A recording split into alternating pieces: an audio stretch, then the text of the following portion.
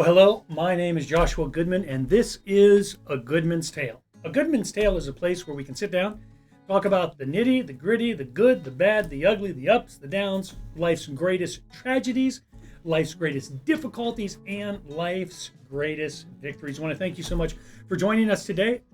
As always, remember that if you are enjoying these episodes, to like, to share, and to also subscribe. All right, enough with the preliminaries. Let's get it.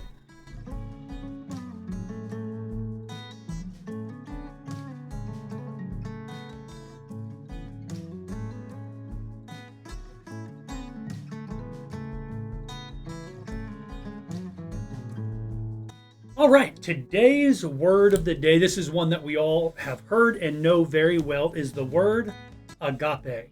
Agape, now agape actually has agapeo, agapeo, but the root of all of these is Strong's number G25, agape. And there's several words that mean love in the New Testament and in the Old Testament Hebrew. For example, you have one of them, agape, which is God's quality and kind of love. You also have the word phileo, which is actually where we get our city of brotherly love, Philadelphia, from.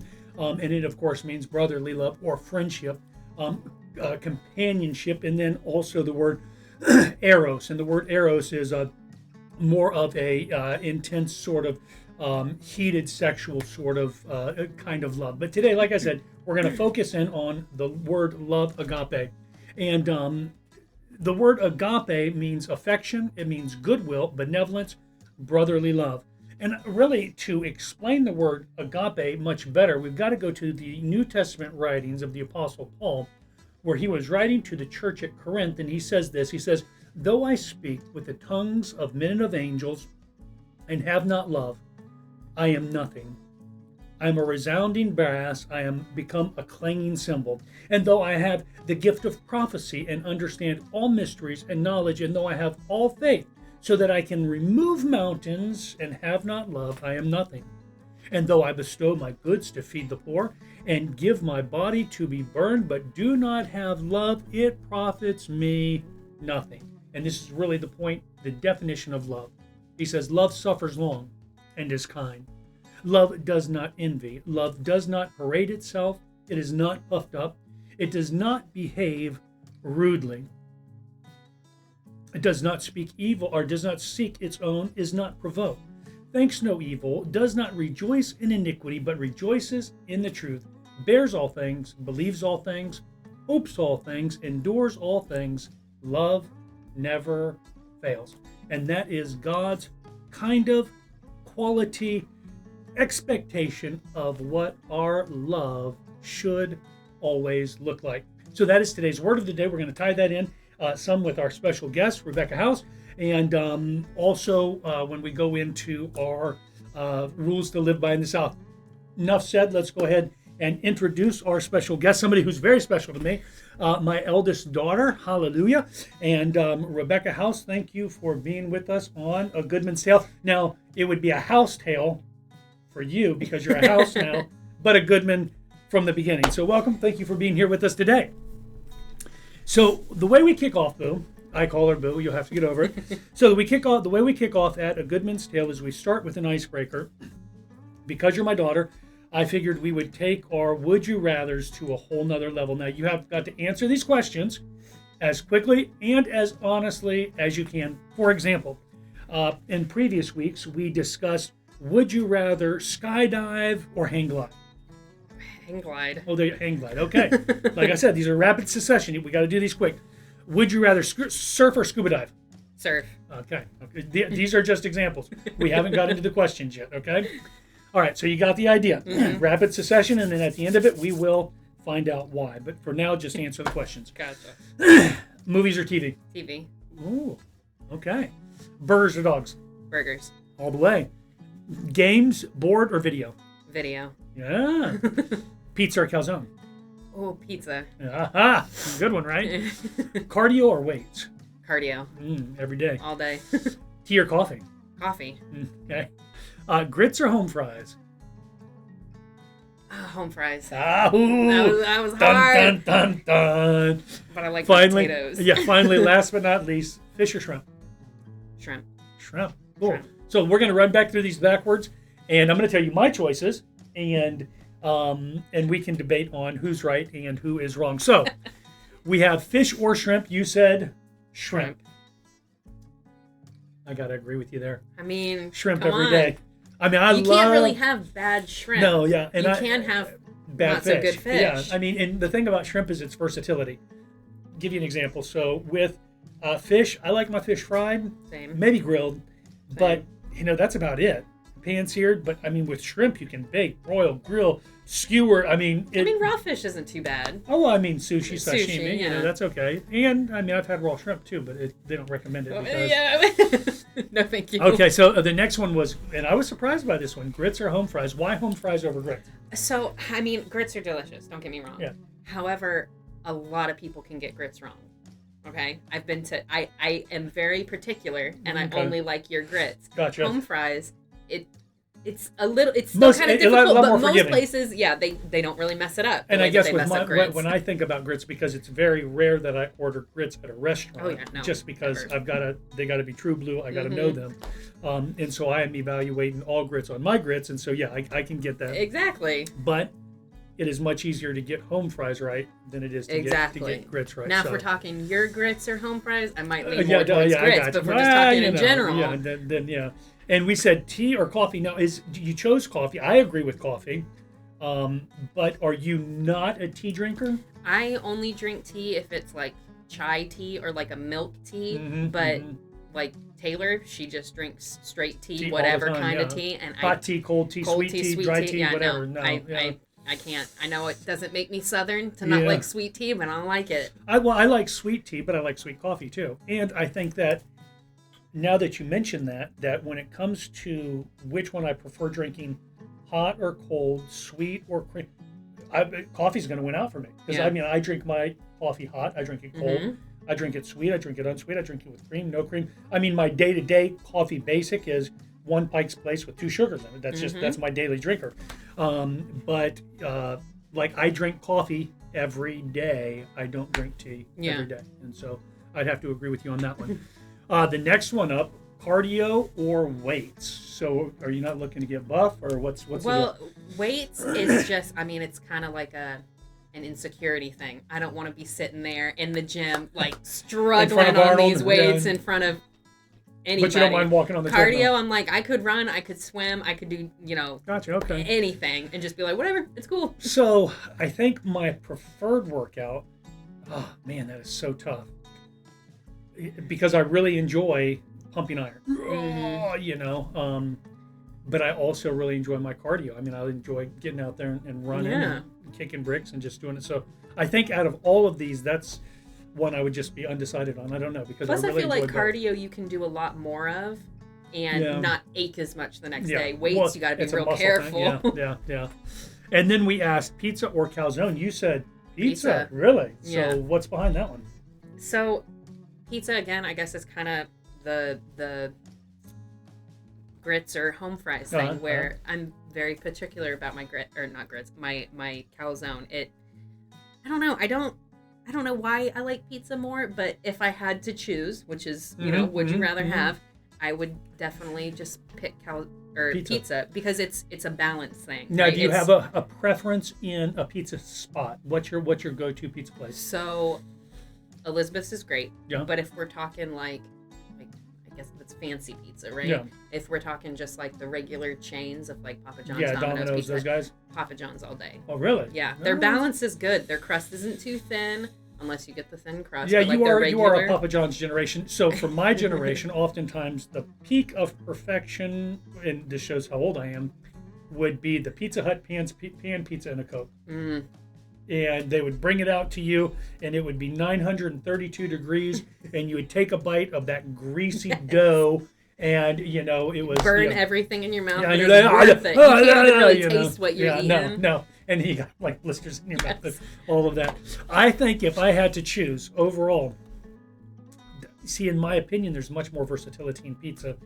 Calzone, you got to stay within a certain parameters. Let me give you an example. And you guys may not like this, but I truly enjoy Hawaiian pizza, which is ham and pepperoni. I don't think I could do ham and pepperoni in a calzone and enjoy it as much. You mean ham and pineapple? That's what I meant. Thank you. Ham and pineapple. And moving right along, we said when it comes to games, board games or video, you said video. I love board games. Don't I know get you me wrong. do. Yeah. I love them. I get very competitive. But I also, I was raised on video games. I mean, from AJ forcing me to watch him play Resident Evil to me and Tony playing PlayStation. They just came out with Nintendo 64 on the Switch, and so I'm sitting there playing like the original Zelda, Banjo-Kazooie. I'm loving it. So for me, my preference, and I'm going to give you why, my preference is video games. Oh. Because video games are a singular activity. Yes. And when it comes to board games, I am very competitive and have broke relationships over my ability to trash talk. And I've gotten kicked out of houses, told to leave, and called a fool one time. They're just a plethora of things. So I find it much safer, the confines of a video game. It's just single player. Yeah, single player. You don't need a whole group. Yeah, and even if I'm playing like Wii Sports or something and I'm talking trash, for some reason the trash talk is not as bad as when you're playing a board game, just the way it is. Burgers and dogs, you said burgers. Mm-hmm. Why? Well, I mean, maybe people will disagree with me, but I feel almost like hot dogs are little kids. And it just doesn't fill you up as fast. Like, I could eat like 3 or 4 hot dogs and still probably be hungry. I can't eat 3 or 4 burgers. Did I tell you that I think I have located... Understand, I am a hamburger proficienere. Yes. I am a connoisseur of everything hamburger-esque. And I think I have found one of life's greatest burgers. Have I taken you to Berkey's in Myrtle Beach? Shameless, plug for Berkey's, just the way it is. On I-17 Kings Highway. But they do the smash burgers. And let me just say, if you're in North Myrtle Beach, go there, get the double smash burger with or without cheese. It is a true delight. I would have to agree with you. There are occasions when I want a hot dog. Yeah. But I mean, for the most part, I'm going to prefer a burger every time. And then final question was movies or TV. You said TV. What? Well, it used to be movies. Used to love going to the movies with my big brother. Would definitely have been that, say, high school. But TV, I'm a mom of 3. I'm lucky if I can get one episode in. Okay. Yeah, that's true. I need something that kind of goes quick. No. And in today's day and age, you really have to define the lines between movies and TV. I mean, is TV defined as everything I can watch from my bedroom? Is movies defined only as what I can see on the big silver screen? Yeah. Big budget versus, low budget indies. So I think getting into that one, I'd have to ask myself a lot more questions. I think probably if I had to choose in let's define it as TV show versus series versus multi-series versus big screen. You can watch them both anywhere, your bedroom or on the big screen. I think 9 times out of 10, I'm going to still choose movies. I love binge watching. Put a name on it, right? Whatever it is. But I really think that probably the budget that they can put into big screen, the acting they can put into big screen. For me personally, if I can binge watch 20 Marvel movies, I'm going to prefer that over, binge watching, the latest, CF&I or whatever. Or what is it? CSI. CF&I. That's a Christian college. Sorry, wrong one. Wait. All right, let's jump into some stuff that is a little bit more serious.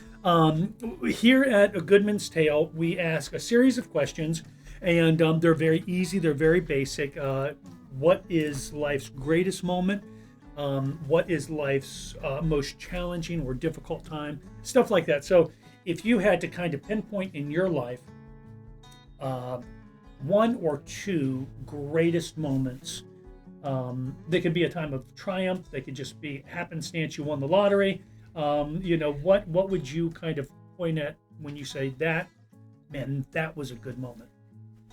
Maybe it's a little cliche of me to say this as a mom, but probably when I got pregnant with my second, Macy.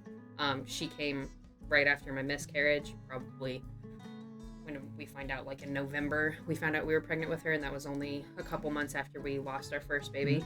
And so that was scary, but also just amazing to be like, okay, this is the second time, and if I made any mistakes the first time around, I'm not going to make them this time. We're going to get through this. And getting to see her move around for the first time, getting to hear her heartbeat, just that entire pregnancy it was hard, super hard, sick all the time, but definitely one of the greatest moments. I think you bring something that we've never even shared here at Goodman's Tale that I think that's imperative, and you just brought it up. It's so key. Is oftentimes our greatest moments, they are accompanied with some of our greatest fears. Oh yeah. You know, it's like, would we have that greatest moment if we didn't have the speculation of that looming, fear, yes, looming, the hardship would our greatest accomplishment or victory, would it be the same? Would it be as victorious if it wasn't as challenging? Oh yeah.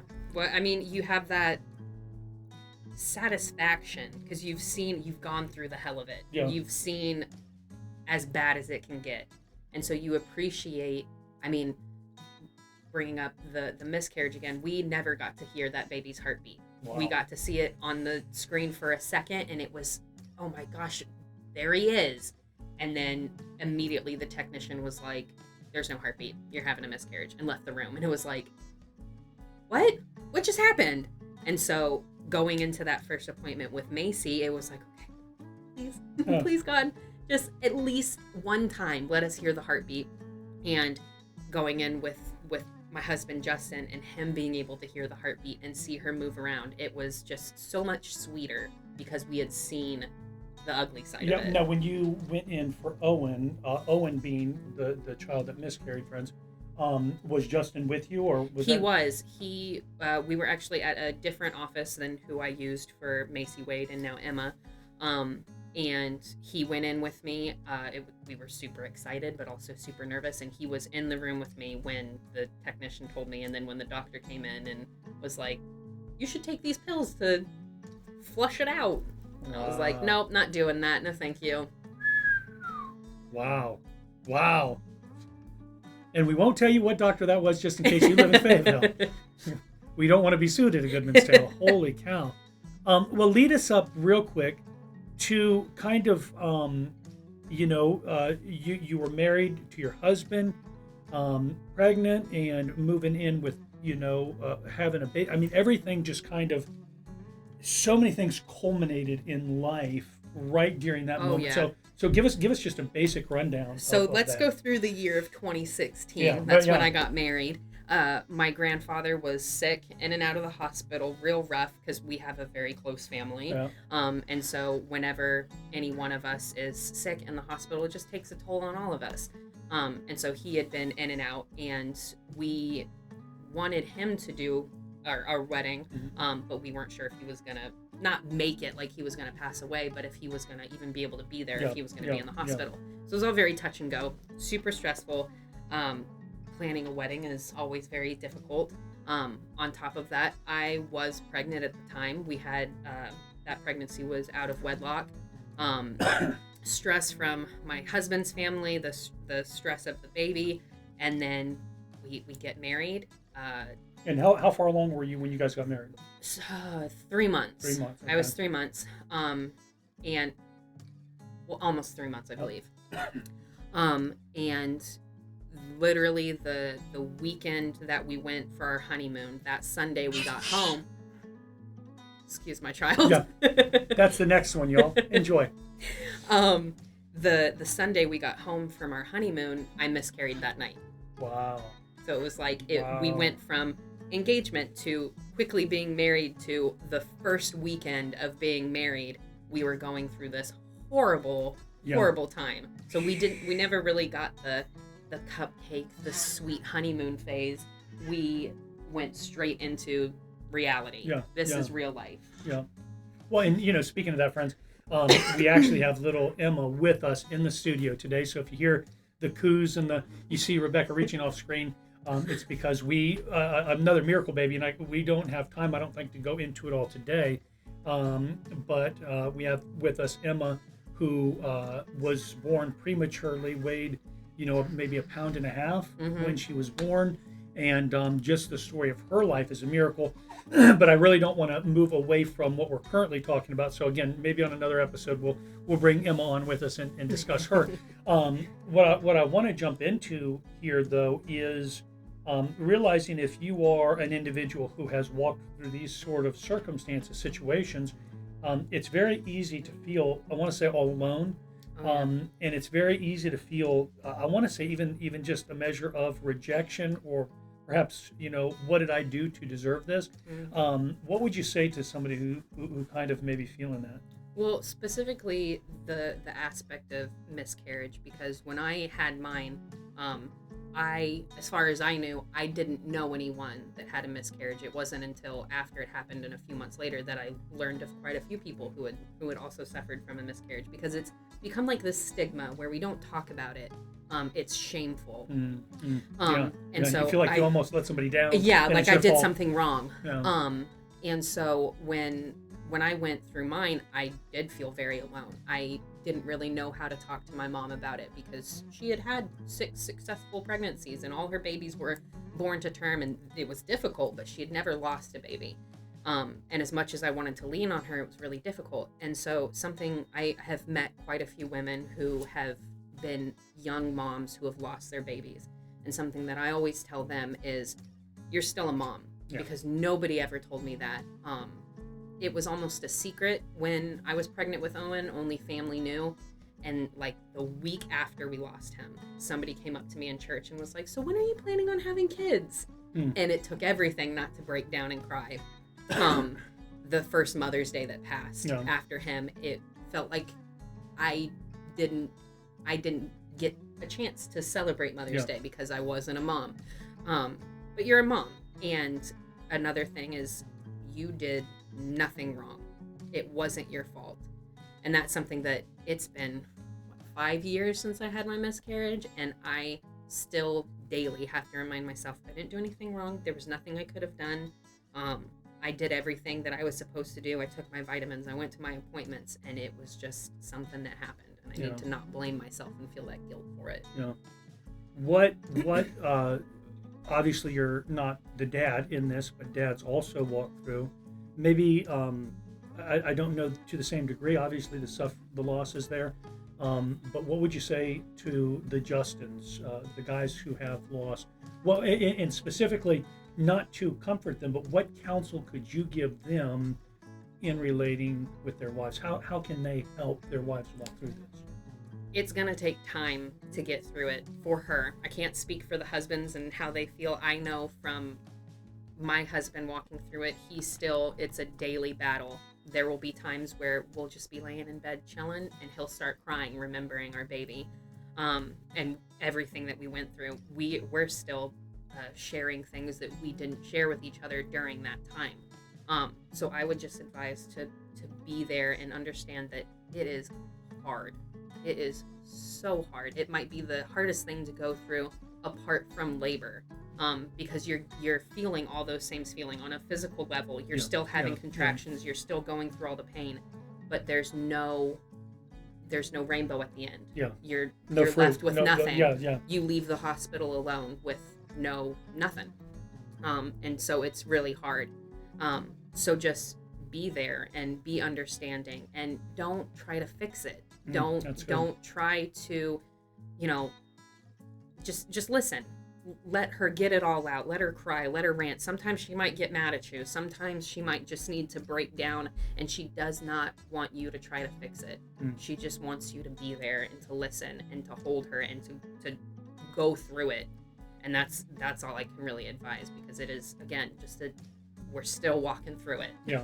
And let me reiterate to the fellows who are out there, there's some things, and I think in my 26, 27 years of marriage, being with my wife, one of the most difficult life lessons that I had to learn is there's some things I can fix, and then there's some things I can't fix.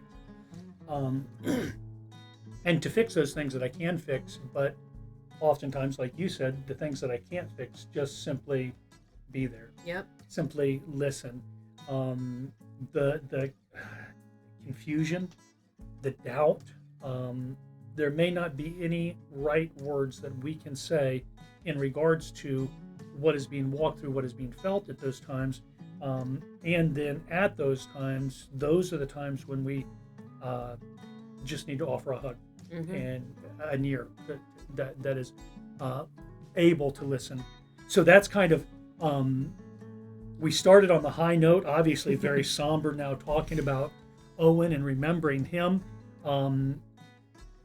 I don't want to say but then, because I think that puts a closure, a period on Owen, and I don't think there's ever a period put on that sentence. Again, it's still something that we walk through. That's another thing that I've told the women that I've met who have miscarried. I'm like, look, it'll get a little easier. It won't hurt as much the longer you go out, but there are still times, again, it's been about 5 years, still times today where I'll just be driving, not listening to anything in particular, and it just hits me like a wave. And I cry and I wonder, what did I do wrong? Again, all the same emotions that I felt when I lost him. It is never something that it's just going to be better one day. It'll be easier, but you're never going to get over that. Yeah. And I think it's interesting when people come to that conclusion of, well, how long is this going to take? I think one thing that I've learned through some of the tragic moments in my life is that never. Never. That sounds so stinking pessimistic, right? You'll never get over it. But luckily, there'll be other good times. It's not and as though one tragedy is the next tragedy, and all life is ever going to give you is a bunch of lemons and tragedy.